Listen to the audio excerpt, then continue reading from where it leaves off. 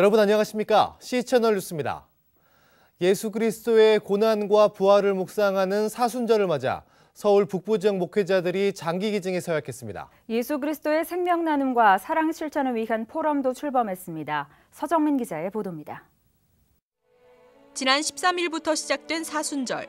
이 기간 성도들은 예수님의 십자가 고난을 묵상하며 경건한 삶을 다짐하고 있습니다.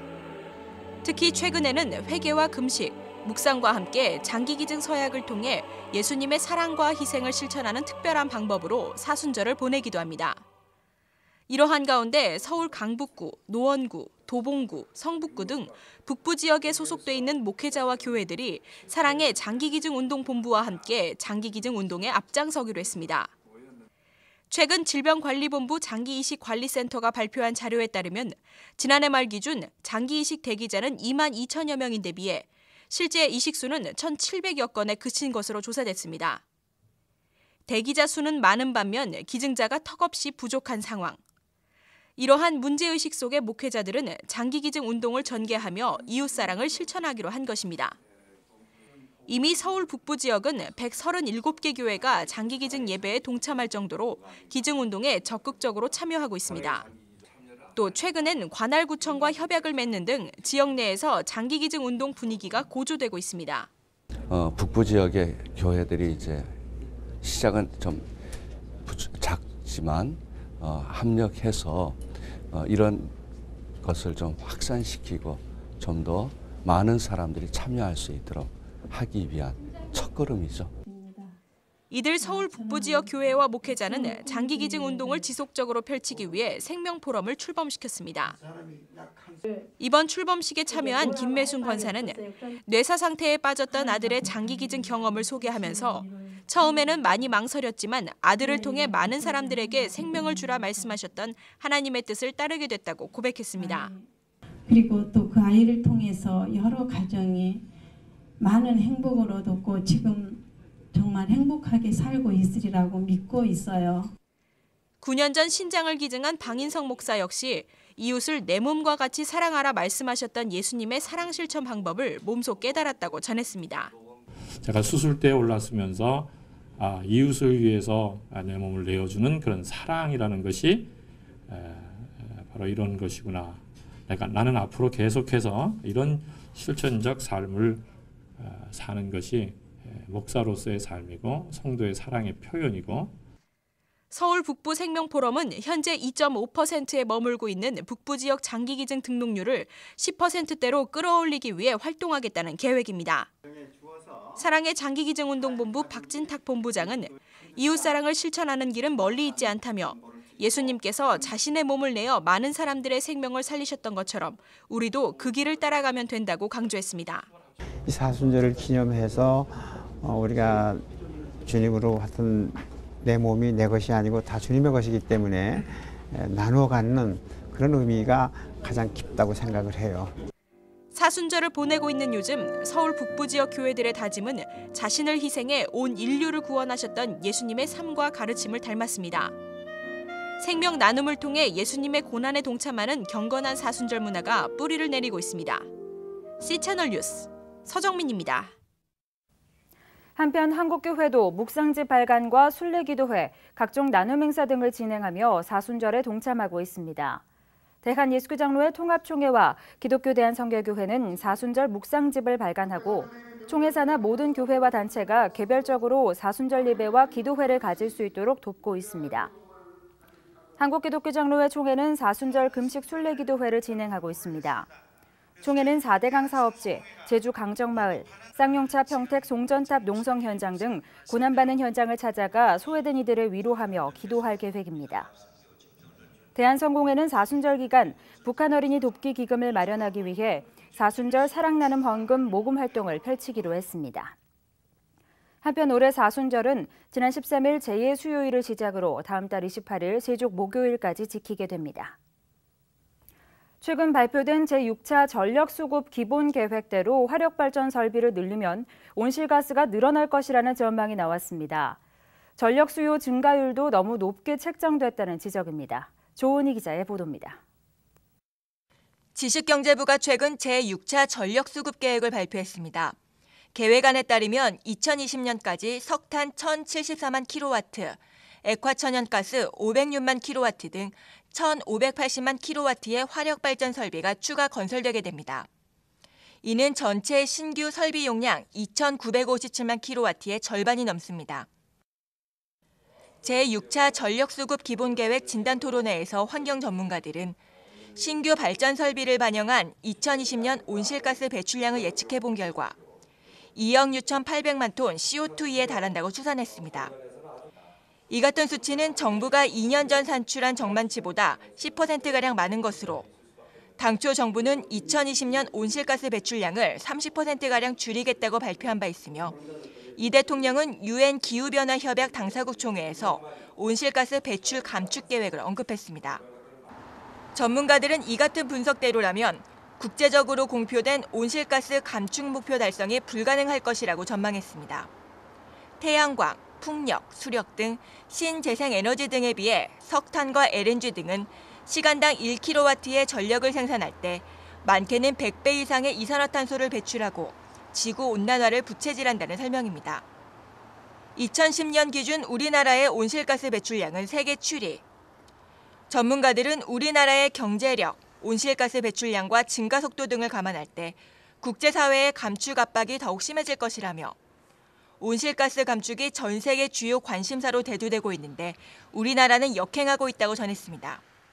2005년 대비해서는 4% 정도 줄이는 것이지만 이 목표를 발표한 건 아니고 BAU 대비 감축 목표를 발표했었고 이런 접근 자체가 상당히 좀 문제가 있다라는 지적도 있었습니다. 왜냐하면 절대량이 아니고 상대적인 그 감축이기 때문에 정부의 전력 수급 계획이 국가 온실가스 감축 목표와 충돌하게 된 이유는 무엇일까?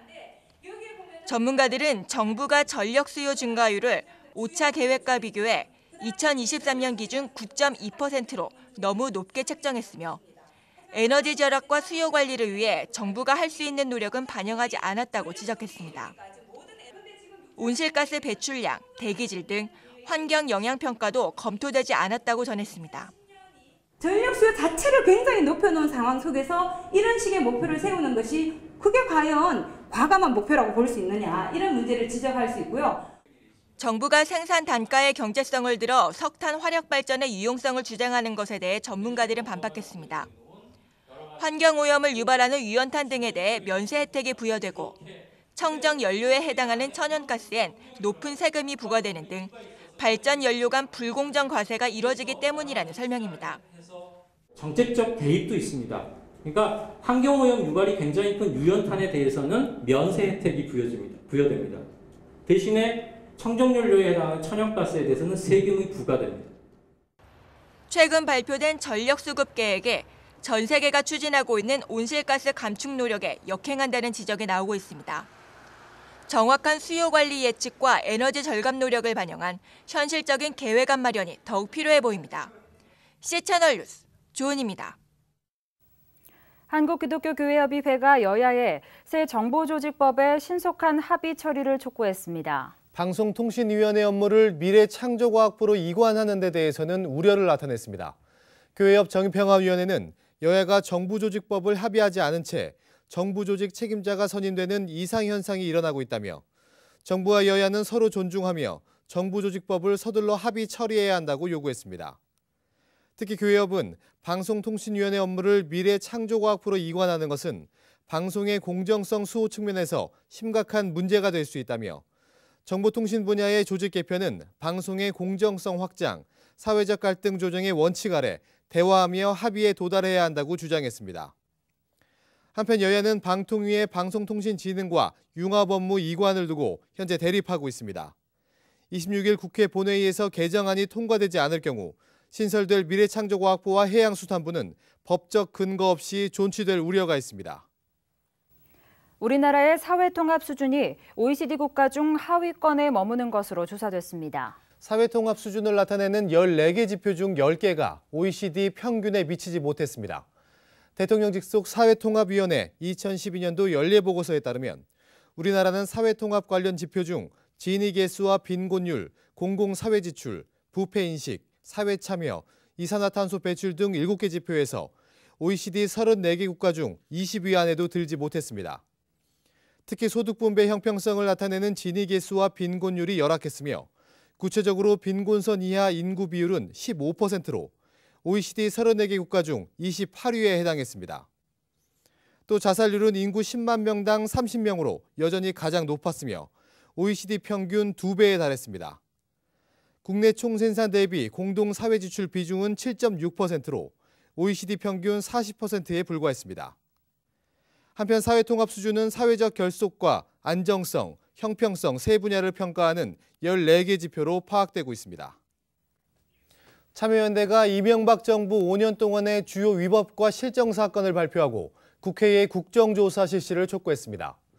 참여연대는 국정원 대선 개입 사건과 청와대 국무총리실 민간인 불법 사찰, 용산 철거민 농성 강제 진압, 쌍용자동차 정리해고, 론스타의 외환은행 인수 매각 사건 등 8가지를 이명박 정부의 위법과 실정 사건으로 규정하고 진상규명과 책임자 처벌을 위한 국정조사를 요구했습니다. 또 참여연대는 내곡동 사저 구입과 관련해 재임 기간 형사소추가 면제됐던 이명박 대통령을 퇴임 후 형사 고발하겠다고 밝혔습니다. 민간인 불법 사찰과 국정원 선거 개입 사건에 대해서는 특별검사 임명법 청원안을 제출한다는 계획입니다. 참여연대는 곧 출범할 박근혜 정부가 이명박 정부를 반면교사 삼을 수 있도록 국회가 위법과 실정을 진상규명하고 재발 방지 대책을 내놓아야 한다고 강조했습니다. 정전협정 60주년을 맞아 한반도 평화운동을 전개하고 있는 교회와 평화함께 2013위원회가 평화 캠페인 서명을 위한 홈페이지를 개설했습니다.